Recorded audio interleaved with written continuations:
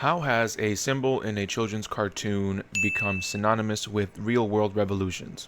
It all started in Indonesia when President Prabowo Subianto, who aimed to address the cost of living crisis in the country by implementing austerity measures like cutting the equivalent of 19 billion USD from Indonesia's national budget, with a goal of also creating a national food program for school children and a sovereign wealth fund.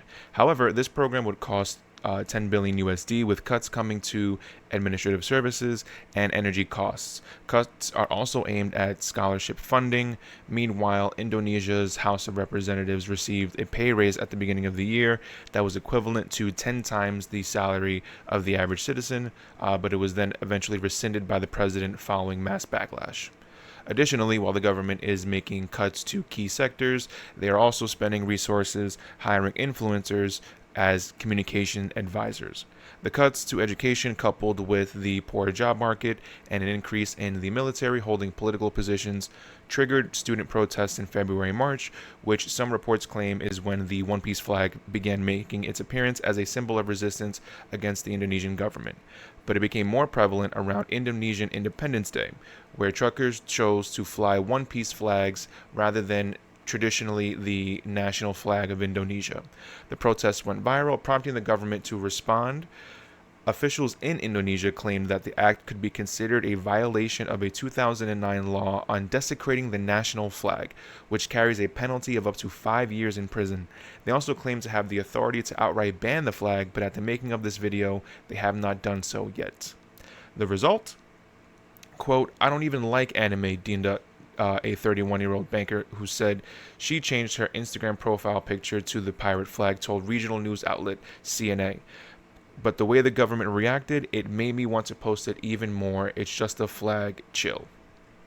Now, I want to add that I think this is a perfect example of the phrase, life imitates art, imitates life, because Oda created One Piece based off of past histories of rebellion and government tyranny, from the dynamic of the world government, the Revolutionary Army, the various characters inspired by historical figures, and his material now is being used as a real world symbol of resistance.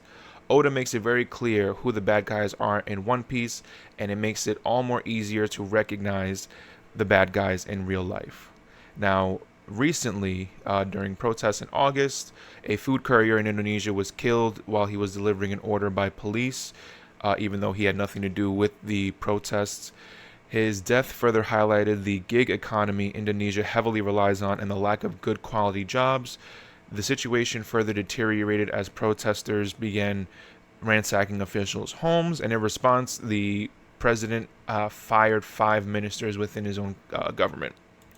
Now, I originally made this video to talk primarily about Indonesia, but during the making of it, there was another revolution in Nepal where the government was overthrown by protesters, also largely led by students who felt the pain and burden of government corruption, low future prospects for jobs, or a decent way of life. And the One Piece flag being hung on the gates of the burning parliament building is yet another symbol that change is coming, and it's coming from the next generation. Yeah, thank you for reaching the end of the video. Please consider giving it a like, a thumbs up, and leaving a comment. Did I leave anything out? Any questions?